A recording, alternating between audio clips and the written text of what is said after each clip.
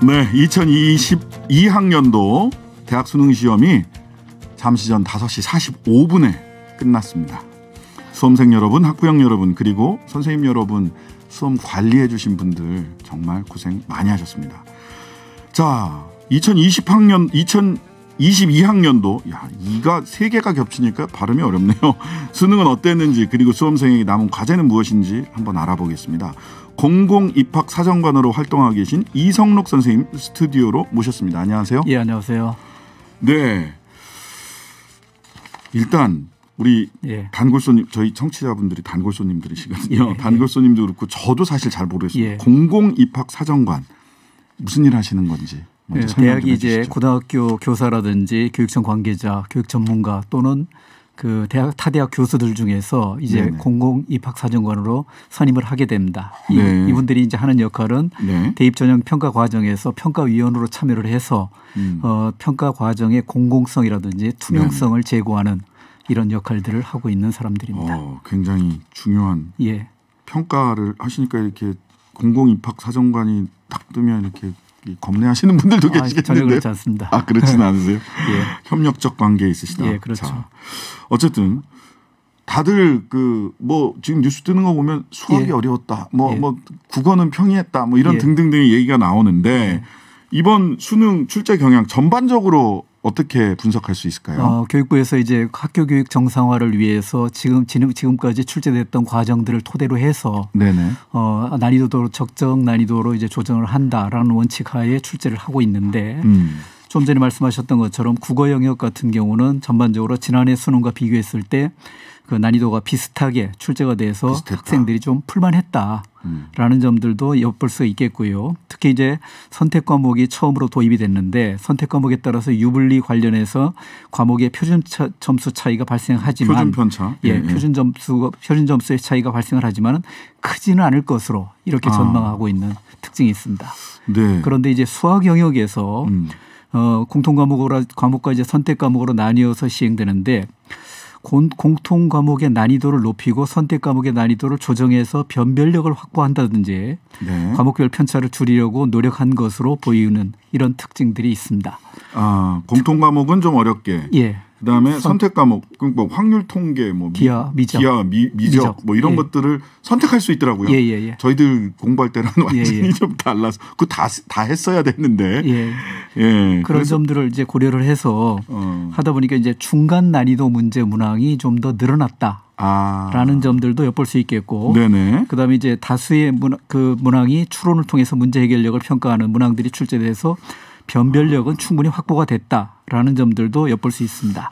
이 변별력이 충분히 확보가 됐다 이러면 어렵지 않았나 하는 생각이 먼저 들기도 하고요. 그러니까 이제 상위권 학생들은 나름대로 점수를 좋은 점수를 받게 출제되는 구조이고 중간 그다음에 하위권 학생들의 변별을 하는 이런 장치로서 충분히 이제 문제가 출제가 됐다라는 점을 엿볼 수 있겠고 영어 영역 같은 경우도 조금 쉽지는 않은 것 같습니다. 학생들이 그 빈칸 추론 문제라든지 하는 문제에서 그 난이도가 좀 있었던 이런 느낌을 가지고 문제를 풀지 않았나 생각이 듭니다. 그다음에 한국사, 탐구 이것도 다들 시험을 봐야 되는 과목들이죠. 탐구 영역 같은 경우는 이제 과목에 따라서 변별력이 있기 때문에 또 과목에 따라서 그 난이도가 다르게 나타나고 있기 때문에 전반적인 내용을 함께 살펴봐야 되는 이런 특징이 있겠습니다. 그러니까요. 탐구 영역은 그래서 이렇게 몰리는 과목이 있고 이렇게 기피하는 과목이 있고 그렇죠. 그러더라고요. 변호사 시험 칠 때도 선택 과목이 몰리는 과목이 있고 기피하는 과목이 있고 그렇습니다. 국제법에 많이 몰립니다.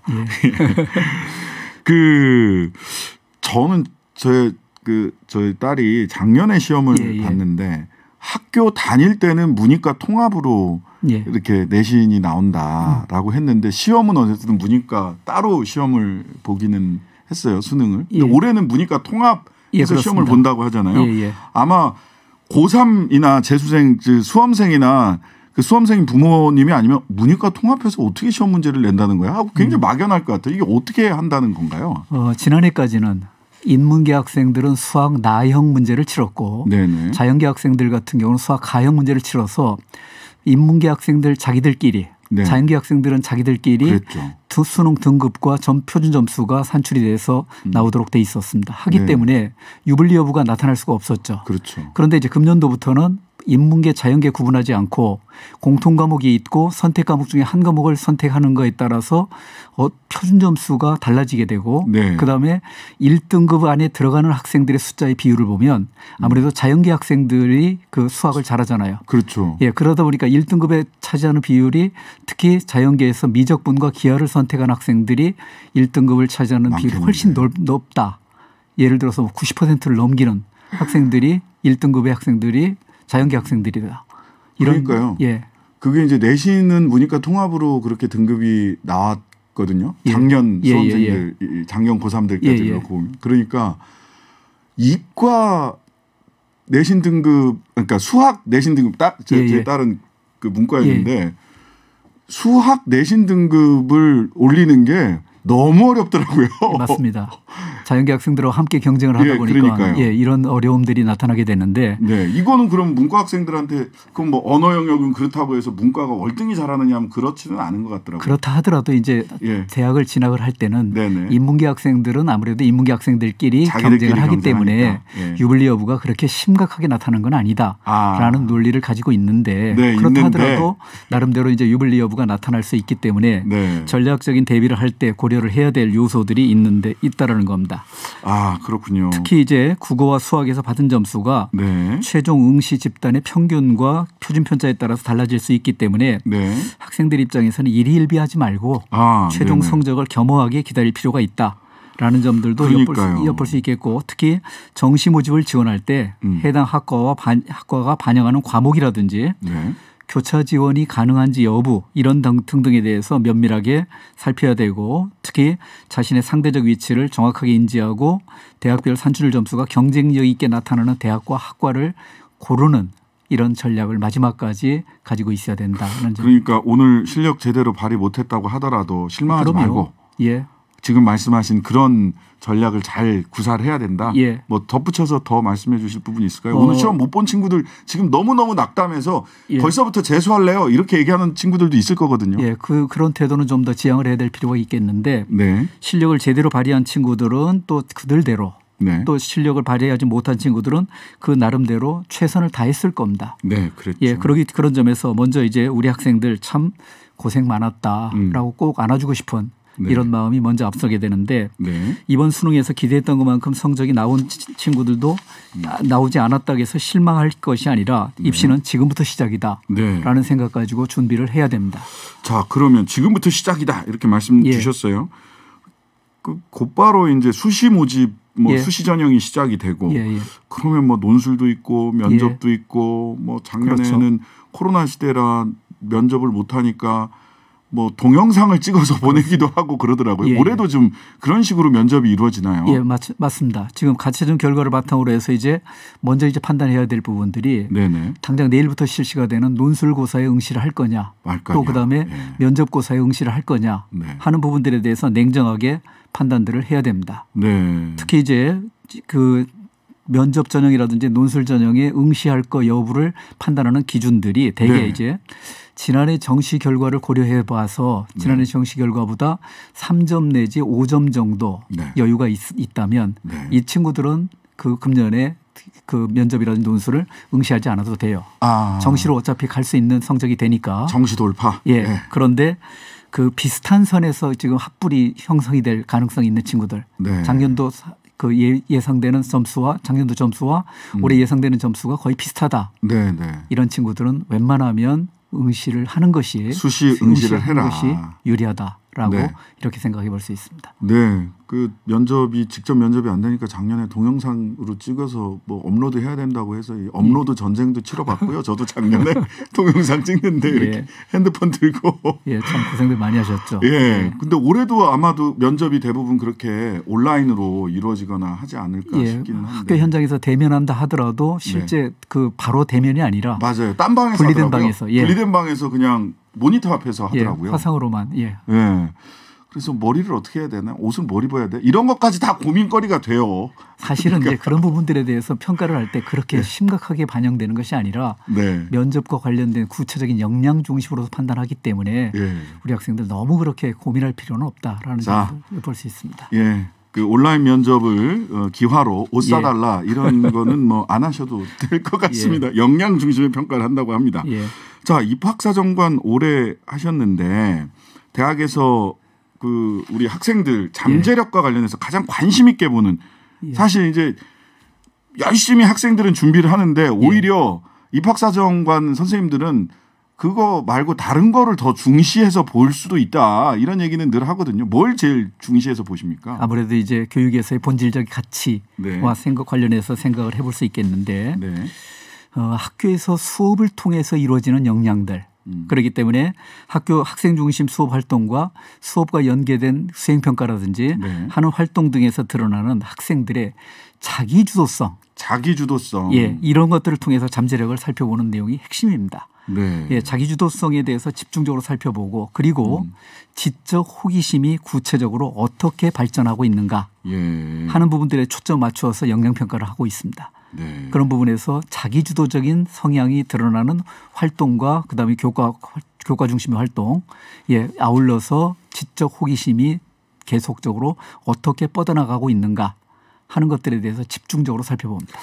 그러니까요. 이게 자기주도성, 지적 호기심 굉장히 중요한 예. 그 학습 역량이고 한데 예.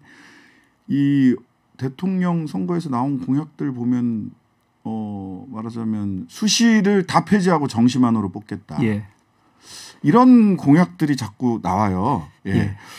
근데 이제 정시만으로 뽑겠다라고 하면 수능 성적만으로 하겠다는 건데 그럼 자기주도성이나 지적 호기심 이런 거를 정시 그 수능 성적만으로 평가를 할 수 있을까요? 학교 교육을 걱정하는 사람들의 입장에서 본다라면 네네. 대선 주자들께서 그런 쪽의 논리들을 가지고 공정성을 제고하기 위한 방안들에 대해서 여러 가지 장치로서 특히 수능 100%로 선발하겠다라는 후보들도 있는 걸로 이렇게 알고 있는데 네, 그렇습니다.